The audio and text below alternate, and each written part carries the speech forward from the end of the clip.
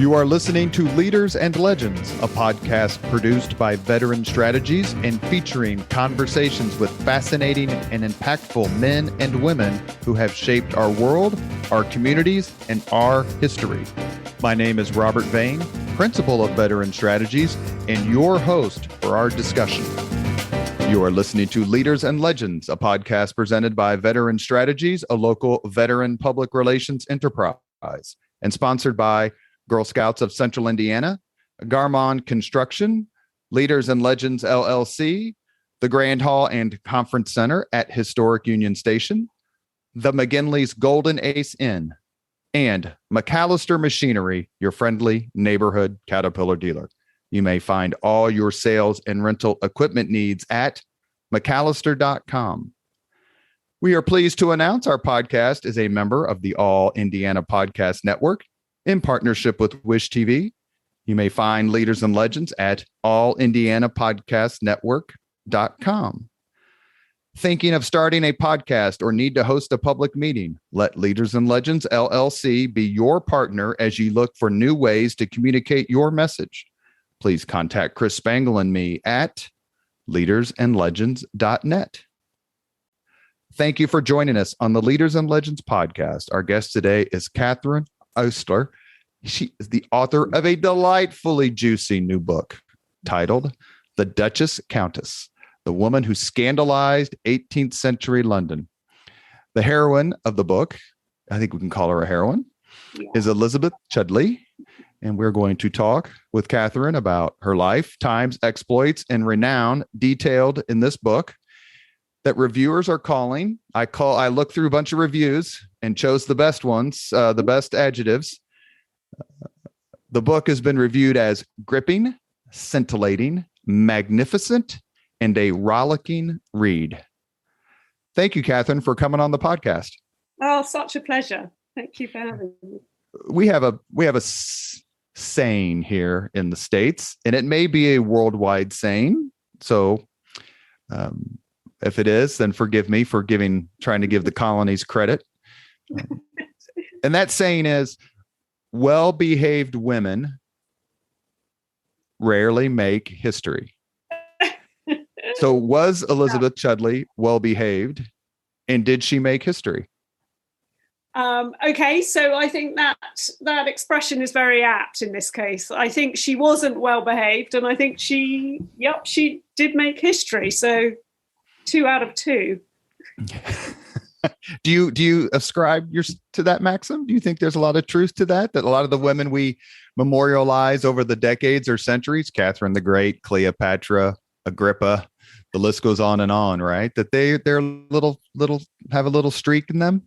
Yes, I do, because partly I think that there were so many limits based on female behavior, and what we now think of as well-behaved isn't really, what we thought of then. So anybody who sort of stepped out of line and did anything interesting was going to be criticized by somebody. So I don't think they need to sort of rise to any great sort of level of kind of, malign evil. They just, anybody who was sort of out of line got noticed. And so that's where history begins, really, isn't it? Getting noticed.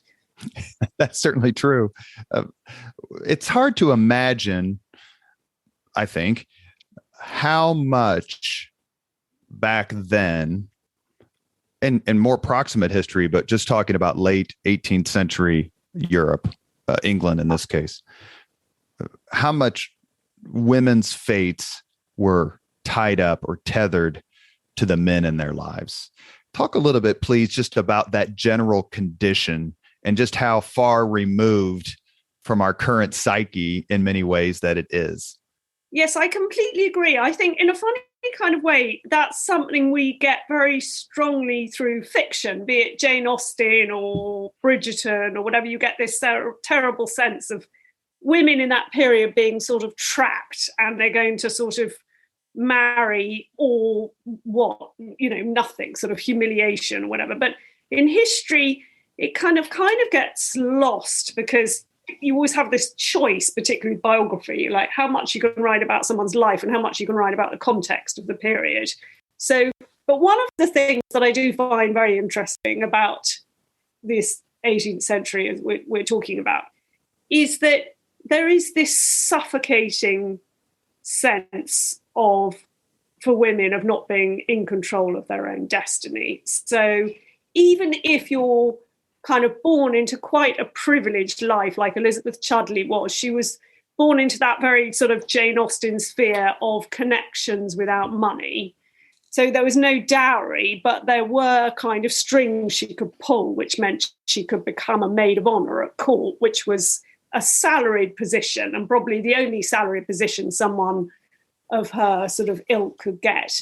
Her whole future depended on marriage. There were no other options. There was, politics, law, medical, nothing.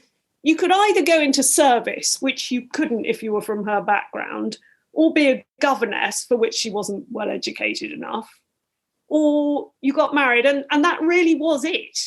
So we would look at somebody like her, and as you know, because you've read the book, and it basically turns into a sort of bigamy story without telling the whole thing. She makes terrible mistakes in marriage, but that was her only option, was to get married. So this is how her sort of mistake started, because that's sort of like a career for women, was who are you going to marry? This is the time of the Enlightenment, or I don't think it's fair to say the supposed Enlightenment, in relative to what came before. It was the Enlightenment for sure, with these brilliant thinkers, men and women, Mary Wollstonecraft. I mean, the list goes on and on. Yes. So was it, when I was reading your book, and you make the point about marriage over and over again, as we said before the podcast started, my graduate degrees in medieval history, 13th, 14th century English history. When you read about the monarchy, it's all about having daughters so you can marry them to powerful people.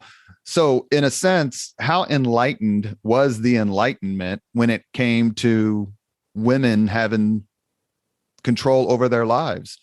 Had much changed in the previous 500-600 years? Well, I think the Enlightenment, as far as women went, it was a slow burn. It's a very interesting, it's a rethink of everything. But as you quite rightly say about the medieval period, in marriage, and certainly amongst royalty and in the sort of upper classes, a woman is a pawn in a sort of potentially a dynastic match. So, as you say, a royal daughter is going to be part of a potential peace treaty or an alliance. And other sort of grand British families just wanted to make sort of connections with each other. And so, but what the Enlightenment does eventually, but as always with these things, it takes a long time, is it turns all of that on its head. And what you've got in the 18th century is this very interesting shift between marriage being a sort of social contract made for other reasons, be they financial, dynastic, kind of international, and it being a choice, a personal and romantic choice. And this is something that was sort of discussed and debated and written about for many decades before it sort of became accepted that that was what it was going to be about. What brought Elizabeth Chudleigh to your attention? I mean, there's plenty of amazing women to write about who made their mark in history one way or the other. What I kind of sense what brought you to her based on this interview already, but what really said, I'm going to spend some years making this woman's story better known? Yeah, isn't it strange what sparks one's interest? But a combination of things. So her specifically, a very brilliant book by Simon Sebag Montefiore called Catherine the Great and Potemkin. And I was reading that, and he wrote about how this sort of a scandalous English duchess turned up in St. Petersburg. She wasn't really a duchess. She was just calling herself one. She turned up in this yacht. It was full of animals and an orchestra, and she was desperate to become friends with Catherine the Great, and she had parties on this boat, and everybody in St. Petersburg was absolutely intrigued by this woman. Some people hated her, some people wanted to be her friend. And I hadn't heard of her at this point, so I was reading about this person. thinking, who on earth is she even real? So then I started going down this tunnel of reading about her and where she came from, and this huge trial in London attended by 4,000 people. And I thought, this is an incredible story. But also from that, I read English at university, and I was absolutely sort of smitten by the 18th century British authors, the Addison and Pope, and the sort of very sort of, it was the beginning of British satire, really. And a great time of British journalism too. Exactly. And the beginning of British journalism. And I have been a journalist, and I edited Tatler magazine, which was founded in 1709. So the 18th century was always a period of fascination. And as the English press rose exponentially throughout the century, it sort of needed more and more people to write about. And it was the sort of creation of celebrity, really. And people who were famous, not really because they'd done anything particularly impressive or they were royal, but because they were a person around whom things happened. And she was one of these. So I came at it from this book and from my love of the 18th century and from my love of journalism, really, and its history. So there were many reasons why I was drawn to this. Plus, there just hadn't been a really good book about her written for me. She'd been written about a lot, but not for a long time. And I thought she's worthy of, a revision. Scholars like you mentioned, or we talked before the podcast started, scholars like the brilliant Susanna Lipscomb, yes, and Helen Carr and others are taking history in a completely new direction in many ways. Yes. Do you consider your book a feminist history? Do I consider it? Yes, I suppose so. In that, what, as you say, these many brilliant British female historians, and I'm sure lots of American ones too, are doing is that they are. Hallie Rubenhold is another one I should mention, who wrote a brilliant book called The Five. Yes. Okay. So they are walking through history in the women's shoes. So that's it sounds so obvious, but it's actually, for whatever reason, quite sort of fresh, which is, what was it like to be that person, and what was their life, and what does it all involve? And so in that sense, I suppose it is a feminist history, because everything else that has been written about her othered her. It's like, she's a scandalous person, she's in a trial, but it was the what, not the why. And I suppose that's what feminist sort of history does. There's, okay, let's put this in the context of this woman's choices. What was the world in which they were made, and why,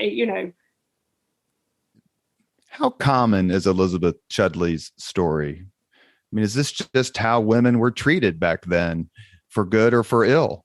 Is she in any way a personification, perhaps maybe of a certain class? But is that just, if we took her name out of it, could we substitute other people's names and it would fit seamlessly right into the story, or at least how she got to prominence?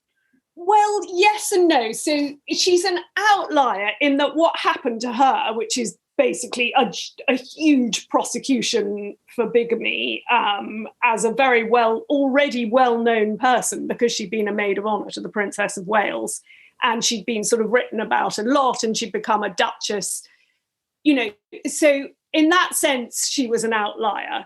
But as a kind of person who was criticised for their for being a woman and for trying to make her own choices, no, she wasn't. She is a sort of extreme example of a sort of prevalent kind of sexism. So in that, it is, so she's a very good example of an undercurrent that was definitely there. So what were her crimes? Do you think she even committed any? Well, her crime, as perceived by, the court and society, was that was bigamy, that she had married one man while still married to another, and he was living. Now, her defense was that she didn't consider herself married, because British marriage law and American marriage law, actually, then was very unclear. There was a Marriage Act in 1754, which set up all the rules that we still recognise are vital for a marriage. Like, you've got to have two witnesses. It's got to be done within certain hours. It's, if it's in a church, the banns will be read. But before 1754, it was very unclear. I mean, a good chunk of the population really genuinely didn't know whether they were married or not. And those who supported her said she'd had a very hasty 11 o'clock at night, impulsive marriage. It didn't count. And those who were against her said she knew she was married. She was just lying. So, one can argue that. What is clear is that 10 years later, the law clarified it. And actually, it was the most debated, even in spite of the War of Independence, it was the most debated act of British Parliament in the whole of the 18th century. They discussed it for a year. It was so complicated and feelings ran so high because there were so many things involved, the role of the church, parental control, the age of majority, and as we were saying, this battle of head and heart, really, this Enlightenment versus tradition. So it was so she did get caught up in this sort of transition. So, of course, I'm inclined, having studied her for so long, to sort of believe her and to feel that she was ill-treated. But the English court took another view. You're listening to the Leaders and Legends podcast. We're talking with author Catherine Ostler. A delightful book that one review said it's got to be a Netflix movie one day. So, Catherine, I hope you make some money and they turn it into a movie. The book is called The Duchess Countess, the woman who scandalized 18th century London. So let's talk about that. Take us back to the mid to late 18th century.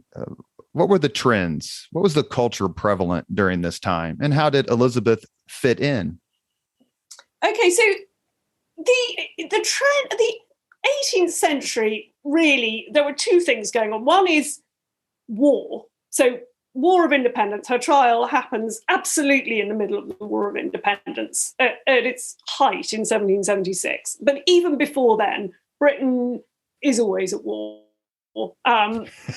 It seems that way, doesn't it? Yes, they're either celebrating a peace treaty or they're fighting. It starts off in the sort of the Duke of Marlborough, the wars in Europe, and we're going in and out. But alongside of that, you've got the rise of consumerism, really. We talked about the press, and that's one thing. And when newspapers are spread and read out in coffee houses, you've got this craze that we've still got for caffeine and information, and gossip, political gossip, social gossip. So that's where she fits in because she became a person who was sort of much talked about. She was a sort of very glamorous figure. And you've also got the beginnings of sort of globalization and sort of the spare cash that fuels consumerism, right? So she becomes later in life a great spender. She inherits all this money from her second husband. But what you see throughout the 18th century is what we would now call a trickle-down economy. So people began to shop for items they didn't need, be it, jewelry, silver, carriages, yachts. They had in England the huge craze of sort of building houses, people painting fake marble, paneling, importing carpets from Turkey. The grand tour begins. Half of the English upper classes all rush to Rome, where they start buying and pilfering statues and art and bringing it all back to English country houses. So there's this sort of rampant acquisition going on in the 18th century, of which she is part. One of her best friends is a jeweller called James Cox, who builds these amazing sort of clocks, one of which is the great star of the Hermitage Museum in St. Petersburg.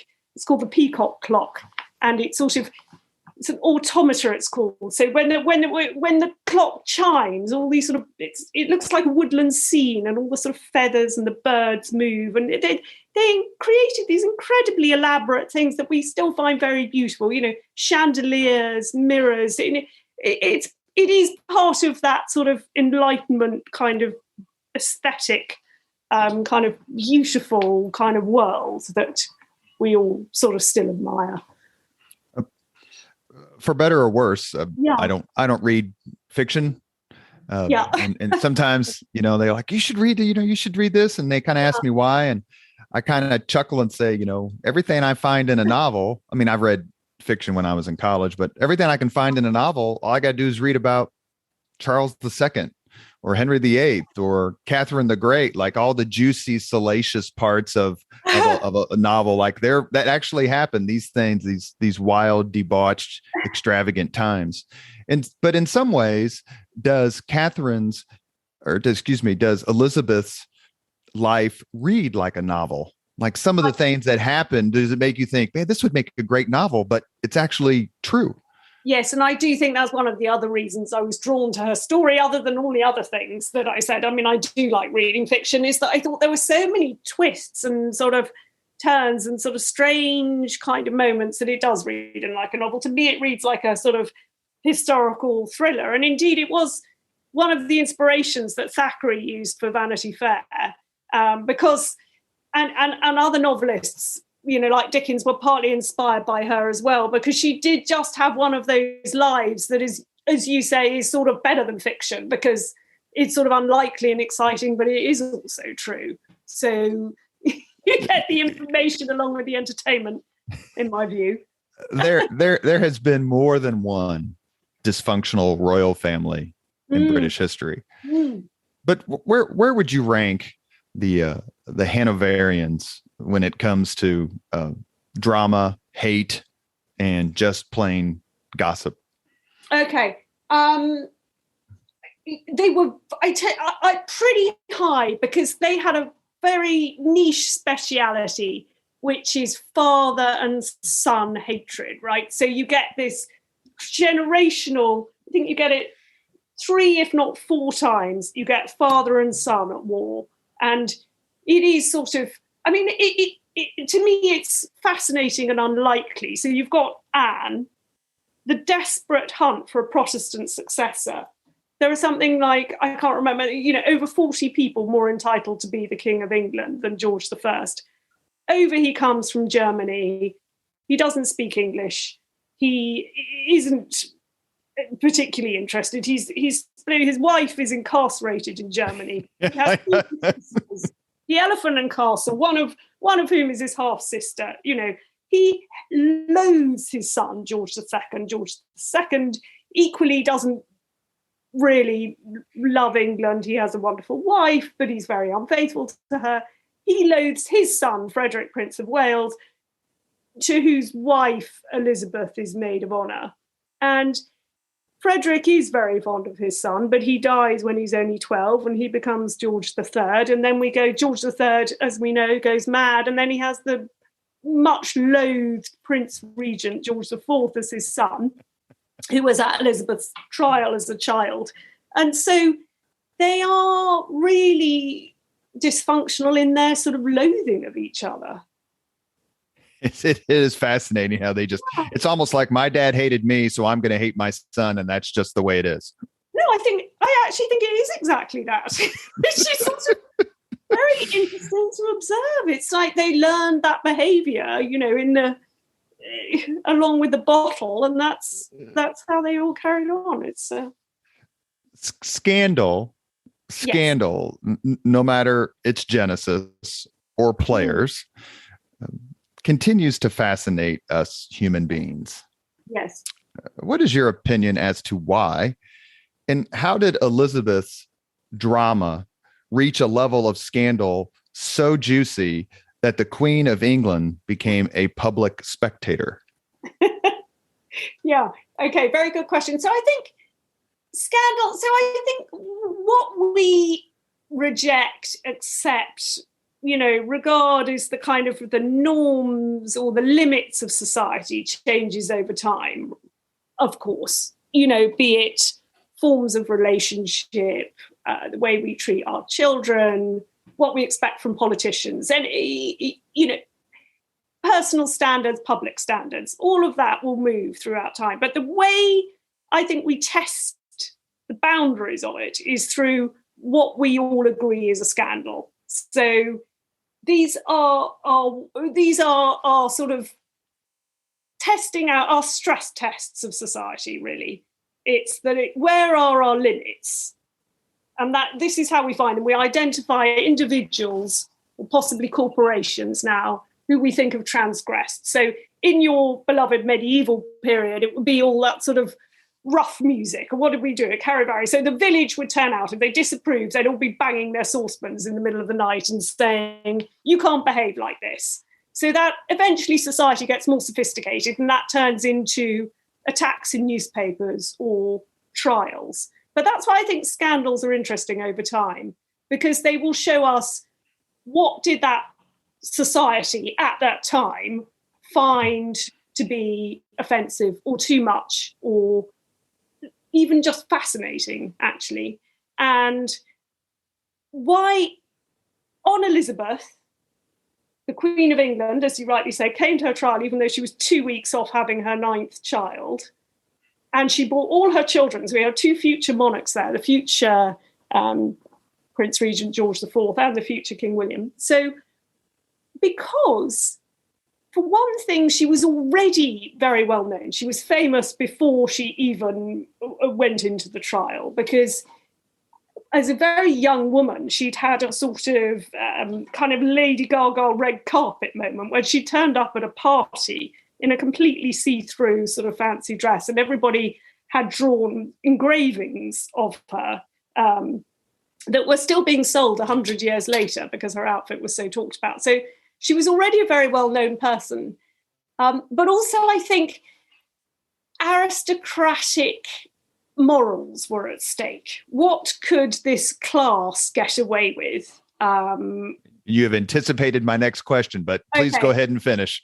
Okay, so sort of 2 things. One was the sort of the stress testing of the aristocracy, and the other was the other thing that remains, that is the allure of scandal still, which is the diversionary tactic. So as we discussed, we're at the height of the American War of Independence.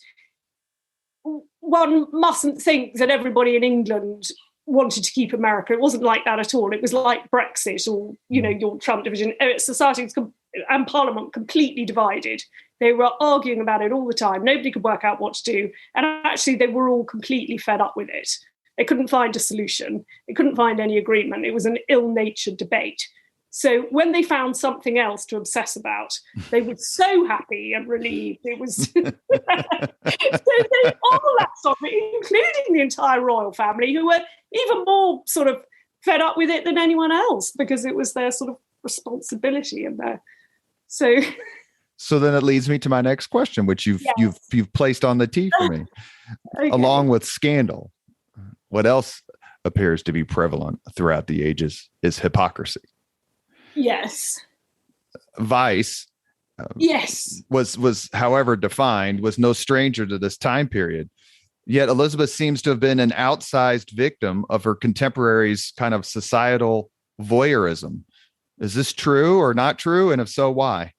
I think that's completely true. And I think it's because there was, you're absolutely right to land on the vice issue. And I had great fun in my book writing up all the personal lives of all the lawyers involved and what they were doing, and their sort of mistresses and their illegitimate children and the women they'd abandoned and the children they abandoned, and it came down to the fact that there was one rule for men and one rule for women. And the reason, we all think, bigamy, it's not great. Why would anyone want to be married to 2 people at once? But it was sort of the reason they took it so seriously, other than the fact that England was a Christian country and it sort of attacked the sort of foundation of the church, which was about sort of marriage and family, was the question mark it put over inheritance. So if somebody was a bigamist and they had a child, what did that mean for, the estate or the title? And the idea that somebody had a child and it wasn't actually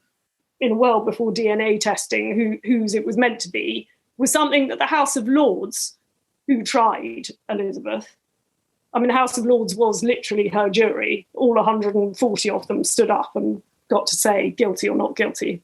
They all said guilty, as it happens. But anyway, This is the topic that most concerned them. What would happen to their titles? What would happen to their estate? And that's why if a man wanted to divorce or be unfaithful, that was sort of tolerated in a way that it wouldn't be for a woman, because in the end, it was the thing they most cared about was inheritance.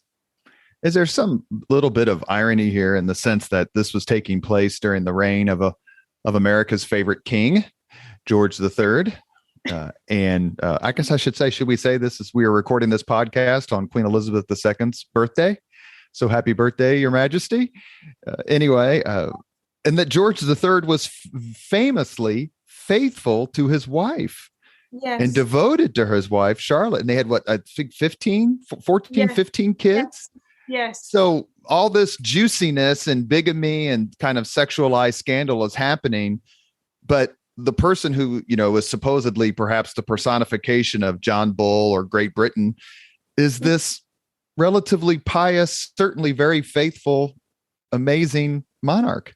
Farmer George, absolutely, yes. Well, quite, and in that way, she was something of a throwback. I mean, and she was of a slightly different generation. I mean, she had been a maid of honor to George III's mother and had known him since he was a tiny child. And his father, Frederick, Prince of Wales, who himself had supposedly, everyone always says a very happy marriage, but he did have a sort of mistress at the same time. But he was the first sort of Hanoverian king to take the upbringing of his son really seriously. And George III was, as you said, a sort of model husband and, in a way, monarch.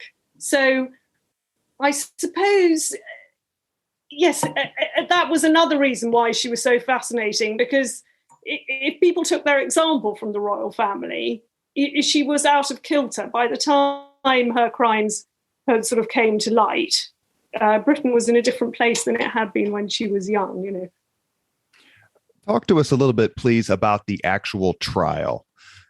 What was the atmosphere like? And I want to ask you about the press here in a few minutes, but you mentioned it was in the House of Lords, which is the upper chamber of the British Parliament. They were basically her jury. Tell us about the trial, what was said, and did she ever have a chance to prevail? Did Elizabeth Chudleigh ever have a chance to be exonerated? Okay, so the trial, it was said, had the atmosphere of a sort of national gala. It was like what we would think of sort of like the wedding of William and Kate. Everyone was incredibly excited. It was a huge event in London. It was in Westminster Hall, which is sort of still, it's the sort of properly sort of medieval, 1,000-year-old chamber that you walk through to go into the House of Lords. And it had all been specially kitted out at vast expense. And it looked like a big red amphitheatre. It had been lined with seats all the way around in a sort of, in a kind of C shape. And over the course of 5 days, 4,000 people came and went. Tickets were printed and programmes were printed as if it was a sort of theatrical event. And each peer got given 7 tickets for themselves and their family, and they started selling them on the black market. And, the prices went up and up. People crossed Europe. People came from Rome, from Paris, days and days of travel to try and come. And everybody, and people got very dressed up. So there was there's one bit, James Boswell, Dr. Johnson's biographer, came in and he said he sort of couldn't believe the diamonds catching the light as it came through the window, and these sort of amazing sort of hairstyles, and people and everybody met at the sort of coffee shops next door, and they all piled in early. And then everybody came in very late. So they all sat there for sort of 4 hours on the first day, waiting for something to happen. And 2 women fell off the end of the seating and they got stuck on someone's head, and they had to be separated, and they had to put a special mounted guard outside, and no traffic was allowed so that it was all quiet. So it was an enormous event. And even just the seats alone, the doorman was charging people to come in and have a look at the sort of empty auditorium, and he made sort of £500 over the week before. So the anticipation was intense, and there was a royal box, and the sort of, because everybody knew the Queen and the Prince of Wales, and everybody was coming.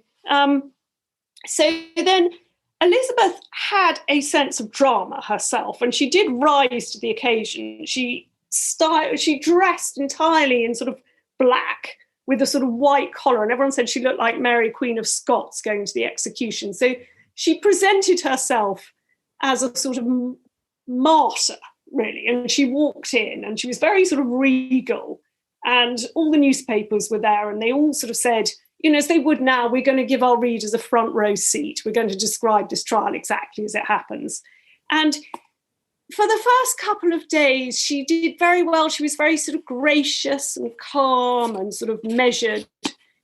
But then, unfortunately for her, it all went sort of horribly wrong when a couple of sort of very old servants came out, and one of them said, I was at the wedding, her first wedding. It all came down to, was she already married when she married the second husband? And so this ancient crone came out and said, in front of these thousands of sort of society people and royal family, and said, I was there. I saw her being married by the light of a single candle. And this terrible silence fell over the hall as everyone realised this woman was telling the truth. And although one could sort of argue it wasn't a legal marriage, she kind of sort of overplayed her hand by denying it had happened at all. And so the whole thing turned, and then she collapsed and fainted because she was so alarmed. She could sense the change in her fortunes. So it was very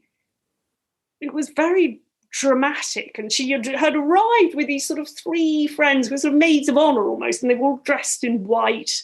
And she had two doctors. And the other thing, it being the 18th century, they kept bleeding her. Every time they got stressed, they took her into a side room and shoved a leech on her arm, which actually made her so then she'd lose blood. So you can imagine it'd be like giving blood in the middle of a trial when you're already... So then she'd come in sort of half faint. She wasn't in the sort of best of health anyway, for which reason the trial had been put back by 3 months. But it had a, I mean, I don't want to tell the whole story all day, but it had a very dramatic ending as well, because even though she still had her defenders in court, including one of the great judges of the 18th century, who's regarded as the great figure of British law, is Lord Mansfield, who was against the whole trial from the beginning, said it's absolutely pointless. He was sort of kind of a good 200 years ahead of himself. He thought, why would we victimise one woman for a crime that nobody else is going to commit, that you couldn't commit anyway because marriage law has changed? And he had this sort of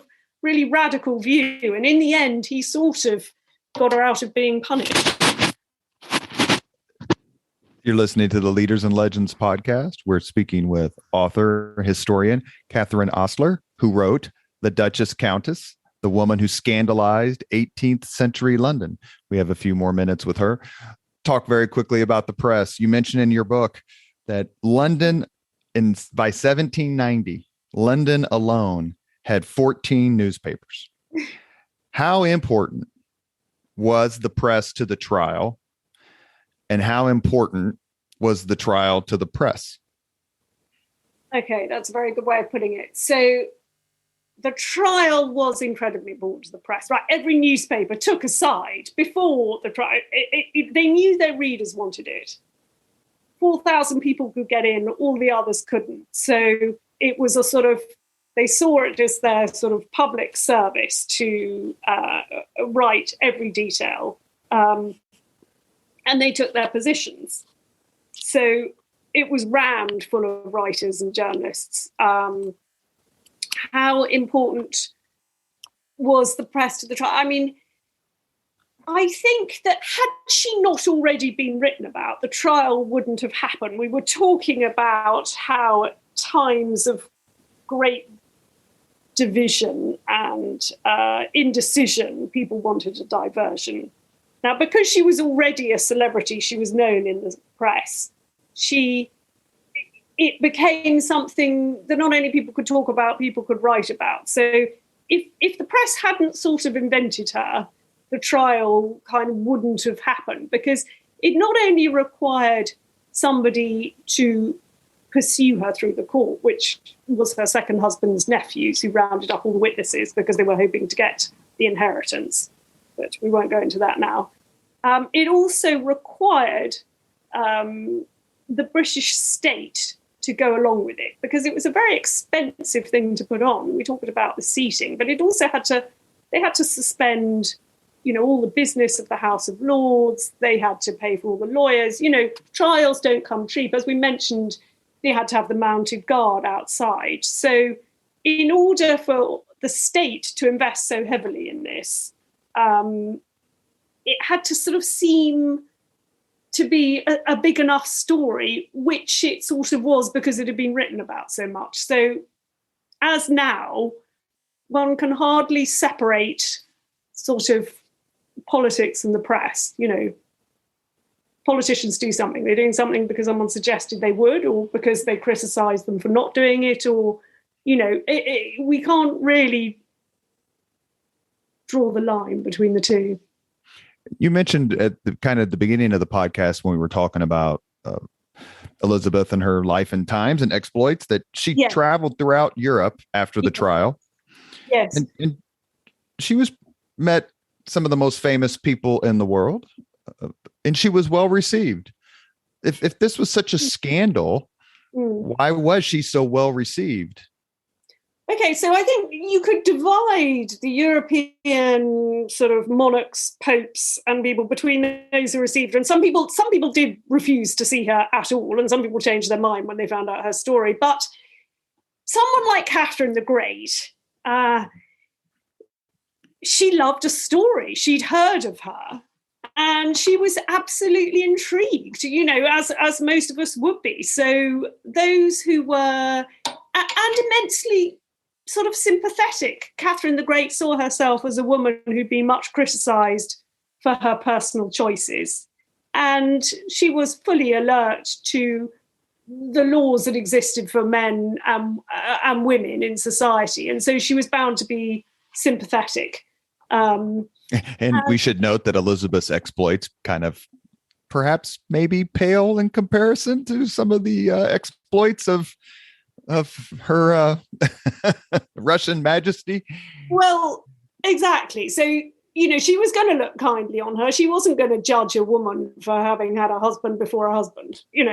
She, and then I'm just trying to think. So the Pope, she was very friendly with two popes, one in particular.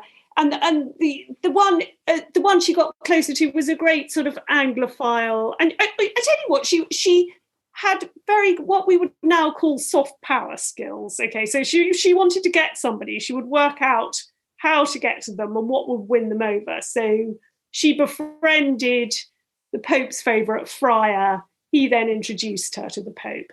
Her great friend was the Electress of Saxony, who she bonded over with music. Now, Elizabeth loved music. The Electress of Saxony was a sort of multi-talented woman who wrote two operas which are still performed today and painted pictures and things like this. But Elizabeth would talk to her as an equal. She had no fear, and she would sort of find the thing that the person was interested in and relate to them through it. So she was a sort of strange mix of cunning and self-destructive.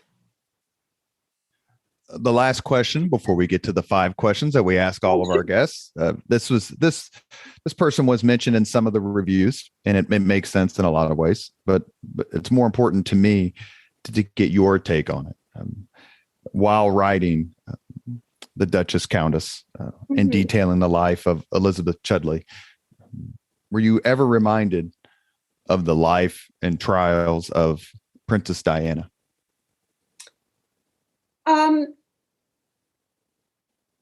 Yes, I suppose I was, because although Elizabeth had been a maid of honour to a Princess of Wales, that's how she first became famous. And it's hard to escape the sort of public obsession of a royal connection. And actually, there have only been 3 Princess of Waleses who didn't become queen. One was Diana and one was Augusta, to whom Elizabeth was maid of honour. So plus this obsession with appearance and romantic choice. Yes, it's very hard sort of not to have that in mind when I was writing about her. Who's the other Princess of Wales? Was it Charles was it James the First's son, Henry? Who is his wife? Who's the third one? I think so. Yeah. Yeah. We've reached the point, the Leaders and Legends podcast, where we ask our 5 questions. Catherine, are you ready? Yes. Absolutely. Susanna Lipscomb called these thinkers. So that I took that as a compliment. Yeah. What was your first job?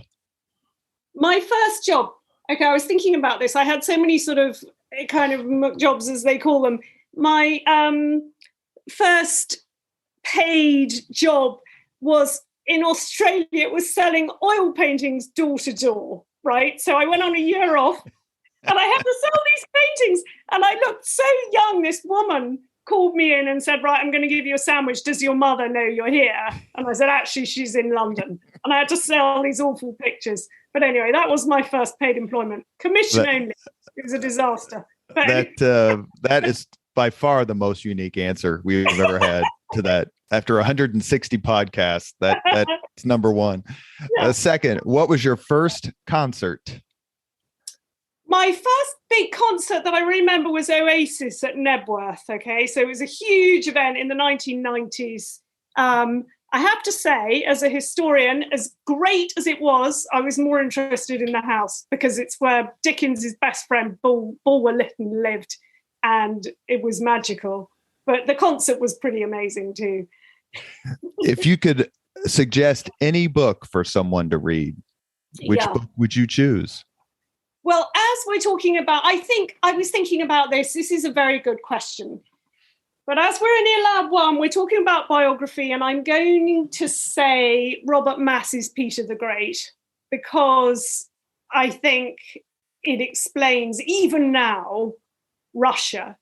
And it is also the most masterful example of historical narrative biography, in my opinion, that I think one could ever hope to read. He's just a brilliant writer. I've read that. I've read Catherine the Great, and I read his book Dreadnought is one of my absolute all-time favorites. It's exactly so fun book to read. Yeah. All right, this next question is pretty tough for historians.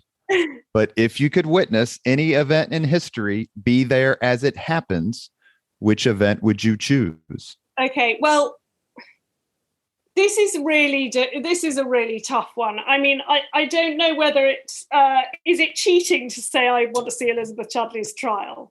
Because of course not. Okay, because I've written about it and I've imagined it so many times in my head, and I've read the accounts from various witnesses. Of course, I'd love to be in that room looking at all those dazzling people. My graduate thesis was on Sir Thomas Erpingham, who commanded the archers at Agincourt. And so I'd love to be around him and Henry V that day, October 25th, 1415, just to see how they pulled it off, for lack of a better term. Right. Last question. If you could have dinner with anyone living today, 2 hours off the record, talk about anything you want, whom would you choose? Well, I was thinking about this, and I think particularly today of all days, I'm going to say the Queen. You know, I think 13 presidents, 14 prime ministers. She, from, Truman, Churchill, right up to now, she is living history, and I would love to talk to her. You're going to get one bonus question. If you could describe Elizabeth Chudleigh in one word, which word would you choose? Outrageous. You have been listening to the Leaders and Legends podcast, presented by Veteran Strategies, a local veteran public relations enterprise, and sponsored by Girl Scouts of Central Indiana, Garmond Construction, Leaders and Legends LLC, the Grand Hall and Conference Center at Historic Union Station, the McGinley's Golden Ace Inn, and McAllister Machinery, your friendly neighborhood Caterpillar dealer. Our guest today has been Catherine Ostler, author of The Duchess Countess, the woman who scandalized 18th century London. If you want sex and betrayal and juicy press and jewels and fun, this is the book for you. It's terrific. I'm very grateful you've zoomed all the way from Great Britain to be on the podcast. It was delightful to talk to you. Thank you so much for your time. Thank you so much. Thank you very much for listening to Leaders and Legends, brought to you by Veteran Strategies Incorporated. If you want to contact us about this program or our menu of public relations services, please send us an email at robert@veteranstrategies.com. That's robert@veteranstrategies.com.